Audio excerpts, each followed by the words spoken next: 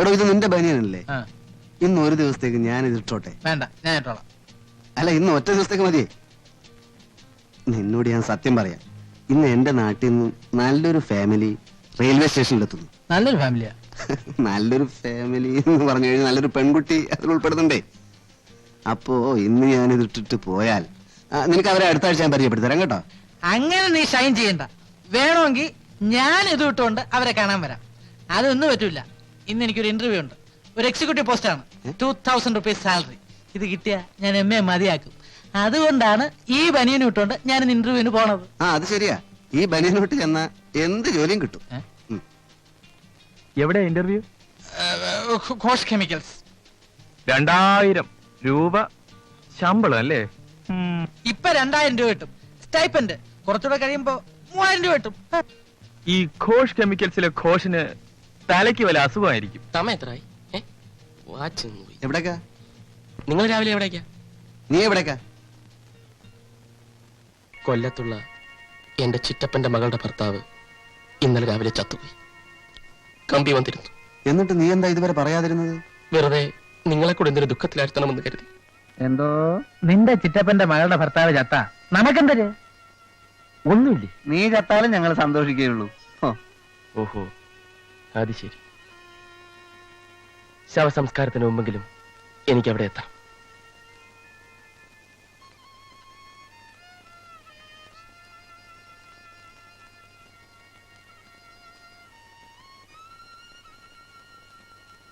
എനിക്ക് സമയമായി. ഞാനും ബസ് സ്റ്റോപ്പ് വരെ ഞാനുണ്ട്. ഞാൻ ടാക്സിയിലാണ് പോണത്. ടാക്സി കയറാനുള്ള സ്റ്റാൻഡേർഡ് ഒന്നും നിനക്ക് ആയിട്ടില്ലടേ.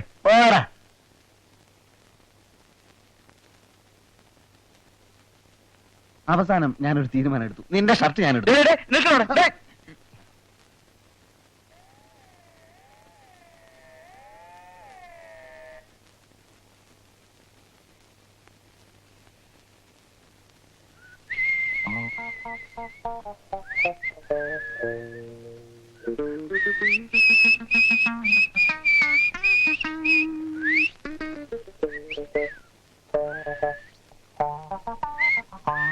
എന്താ ഇവിടെ കാര്യം?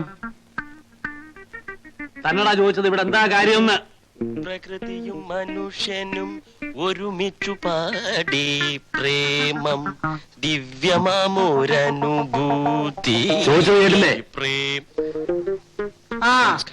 ഗോപം വന്നോ?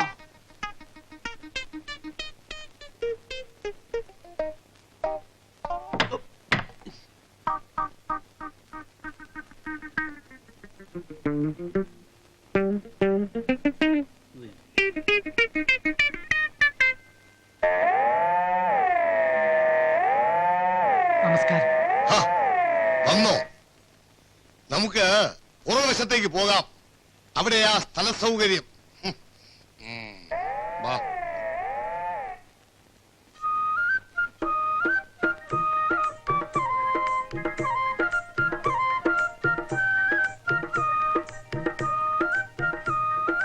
ഒരുത്തൻ ഇവിടെ കുന്തം വിഴുങ്ങിയ പോലെ നിൽക്കുന്നത് കണ്ടില്ലേ? എന്തെങ്കിലും ആവശ്യമുണ്ടെങ്കിൽ എന്നോട് പറഞ്ഞാ പോരെ. പിന്നെ താനെന്തിനാ ബലടിച്ചത്? ഇളിക്കാതെ ഞാനേ ക്യൂൻസ് ഹോട്ടലിൽ നിന്ന് കാബറയുടെ ടിക്കറ്റ് വിൽക്കാൻ വന്നതാ.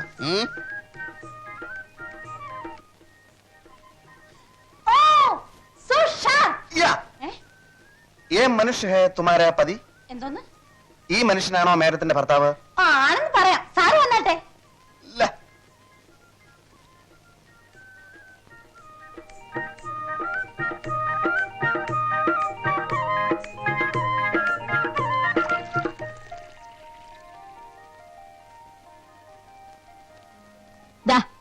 ഇത് മോളുടെ റൂമിൽ കൊണ്ടു കൊടുക്ക. ശരി.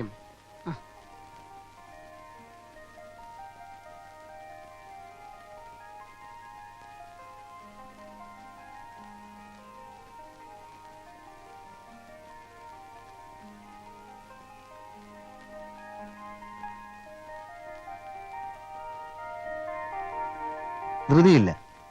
ദിവസവും പകൽ മുഴുവനും ഞാനിവിടെ വന്ന് പഠിപ്പിക്കാം. ഒരു മാസത്തിനകം കുട്ടിയെ കൊണ്ട് ഹിന്ദിയിൽ ഞാൻ കവിത എഴുതിക്കും. മാസ്റ്ററിനെ കുട്ടീന്ന് വിളിക്കണ്ട, മീനു. അത് മതി. മതി, അത് മതി. എനിക്കും അതാ ഇഷ്ടം. മീനു.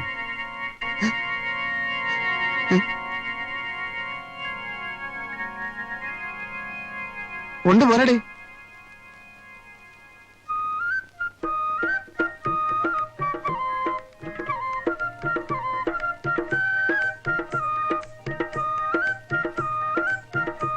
ഇവിടുത്തെ വേലക്കാരനാണോ? ആണെന്ന് തോന്നുന്നു. അമ്മയുടെ പുതിയ റിക്രൂട്ട്മെന്റ് ആയിരിക്കും. യൂസ്ലെസ്. ഒരു ചായ പോലും ഉണ്ടാക്കാൻ അറിയാത്ത ഇവനൊക്കെ വേലക്കാരനെന്ന് പറഞ്ഞു നടക്കുന്നു. എടുത്തോണ്ട് പോടേ. മധുരമില്ലേ മാസ്റ്റർ? ഒന്നുമില്ല ഇതില്. താൻ പോയി ഒരു നല്ല ചായ ഇട്ടുണ്ടോ? ഇത് ഞാൻ ഉണ്ടാക്കിയല്ലോ. പോയാനാ പറഞ്ഞത്.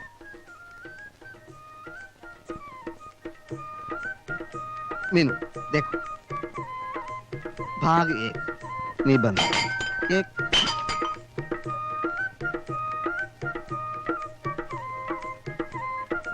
मीनू इधर देखो।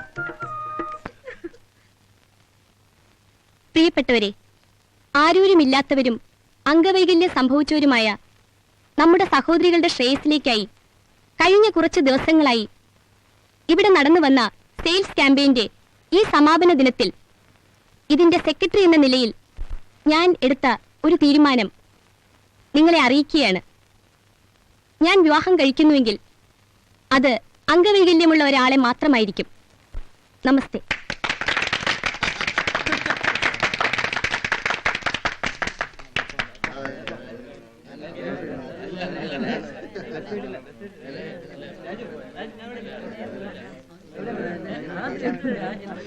പോവാ.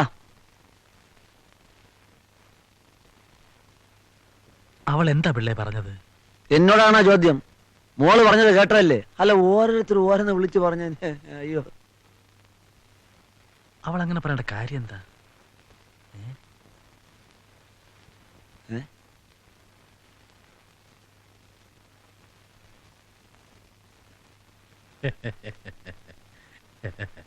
എന്താ? കണ്ടില്ലേ, അതാ എന്റെ മോള്. മനസ്സിലായി. അവള് പറഞ്ഞതൊക്കെ കേട്ടല്ലോ അല്ലേ? എന്റെ ചെവിക്ക് കുഴപ്പമൊന്നുമില്ല. അപ്പൊ പിന്നെ എങ്ങനാ? ബെറ്റനുസരിച്ച് തല മുട്ടയടിക്കല്ലേ? അത് ഞാൻ തീരുമാനിച്ചോളാം. അവള് എന്റെ മോളാ. വാക്ക് പറഞ്ഞ വാക്കാ. ഇനിയും പ്രേമിക്കണമെങ്കിൽ ഒറ്റ വഴിയേ ഉള്ളൂ. ഒരു 5-6 നില കെട്ടിടത്തിന്റെ മോളിന്ന് കീഴോട്ട് ചാടുക. അപ്പൊ കയ്യോ കാലോ ഓടിയും. അപ്പൊ അംഗവൈകല്യം വരും.